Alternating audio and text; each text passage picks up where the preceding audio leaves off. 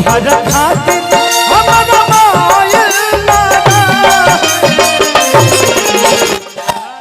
काल्हे बरसो काजल लगा भुला गइल वैसे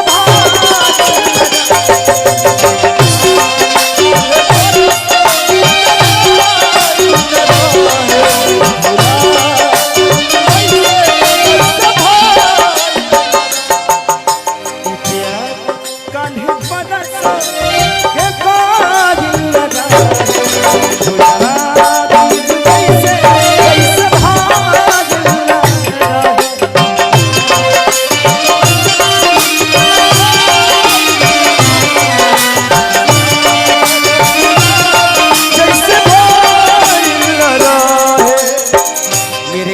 तेरा आना जाना था, मेरे गली में तेरा आना जाना था। एक तू ही दीवानी नहीं मैं भी तेरा दीवाना था। जिंदगी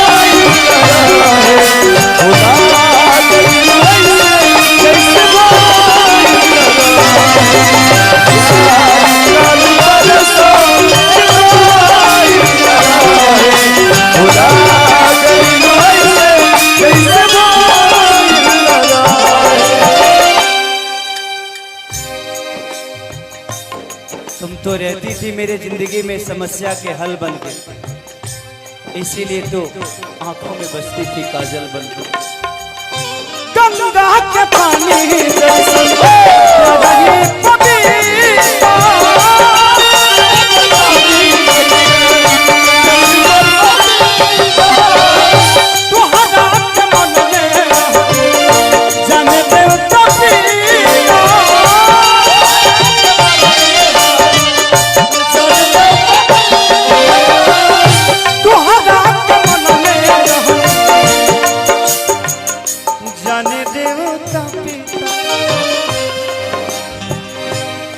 तुझसे पगले केहू दिल में हमारा,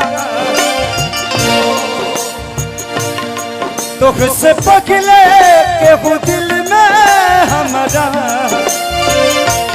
सुन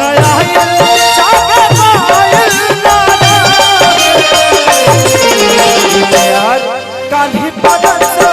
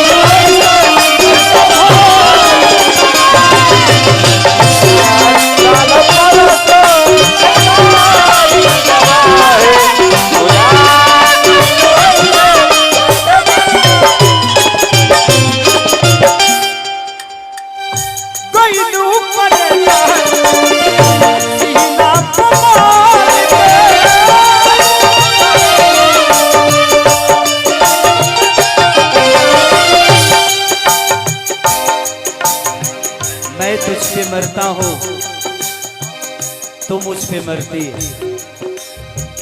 मैं तुझ पे मरता हूँ तू मुझ पे मरती है। इसे मैं नहीं, ये पूरी बलिया की धरती है। कई दुख करे जाके हमारा तू बोल के,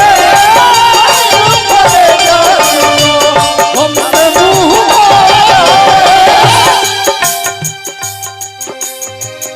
जाके दिल में बसा अजित हाल चाल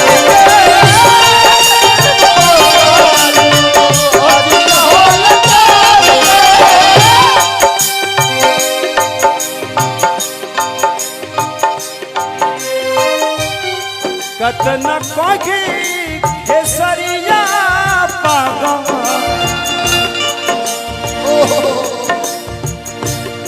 कतन कोगी केसरिया पागम, तोहरा बिना कोगिनो भइल ना कान्ही बड़ा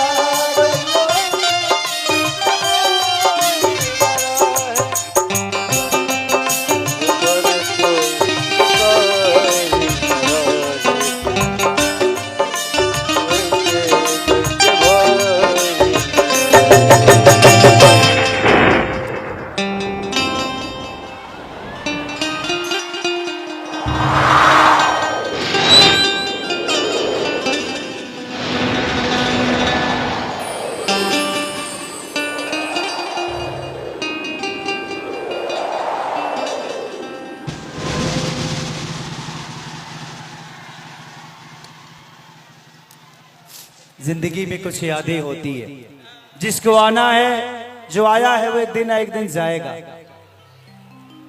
कुछ लोग समय से पहले चले जाते हैं, तुझे पता नहीं, ये मुझे पता है कि खेसारी तुमसे प्यार करता है, तेरे आने का आज भी इंतजार करता है। बट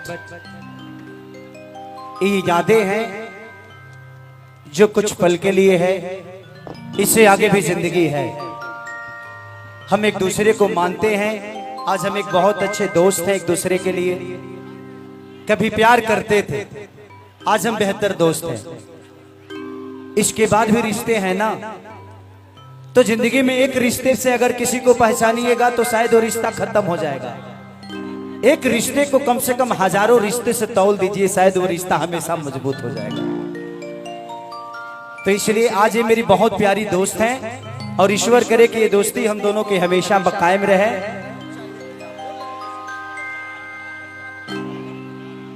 कि प्यारे नहीं खेल लिखल लकीर में, अरे नहीं खुद तकदीर में ये जा। तो दिल से थैंक यू। बहुत सारे कलाकार हमारे भाई, मैं बहुत बार बोल चुका हूँ, सारे भाई आए हैं, तो प्लीज उनसे भी दो गाना सुनिए, उसके बाद फिर मौका मिलेगा फिर मैं आऊंगा। Thank you. अल्लाह। भैया भैया भैया भैया एक छोटा सा तोहफा आपके लिए भाई का है। अच्छा अच्छा अच्छा भैया।